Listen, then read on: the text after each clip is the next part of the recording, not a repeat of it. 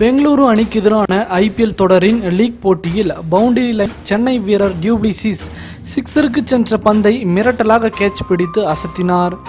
இந்த நிலையில் பெங்களூரில் நடக்கும் 39வது லீக் போட்டியில் ராயல் சேலஞ்சர்ஸ் பெங்களூரு அணி சென்னை சூப்பர் கிங்ஸ் அணியை எதிர்கொண்டது. டாஸ் வென்ற சென்னை கேப்டன் தோனி முதலில் ஃபீல்டிங்கை தேர்வு செய்தார். இதில் முதலில் பேட்டிங் செய்த பெங்களூரு அணி 7 விக்கெட் இழப்புக்கு 20 ஓவர் முடிவில் 161 ரன்கள் எடுத்து அசத்தியது. இந்த நிலையில் தான் போட்டியின் 17வது ஓவரை சென்னை வீரர் இம்ரான் தாஹிர் வீசினார். அதன் 3வது பந்தை எதிர்கொண்ட ஸ்டோனிஸ் பந்தை சிக்ஸருக்கு அனுப்ப முயன்றார்.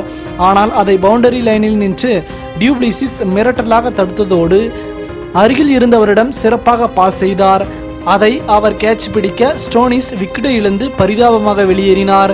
சென்னை அணியின் சிறந்த ஃபீல்டராக திகழும் டியூப்ளிசிஸ் இந்த ஆண்டு ஐபிஎல் தொடரில் இதுவரை 11 கேட்ச் பிடித்து மிரட்டியுள்ளார்.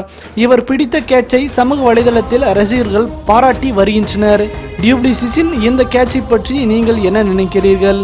உங்களின் கருத்துக்களை மறவாமல் கமெண்ட் பாக்ஸில் பதிவிடுங்கள். மேலும் இது போன்ற சுவாரஸ்யமான செய்திகளை உடனுக்குடன் தெரிந்து கொள்ள தமிழ் சேரை சேனலை சப்ஸ்கிரைப் பண்ணுங்க. மறக்காம பெல் ஐக்கானை கிளிக் பண்ணுங்க.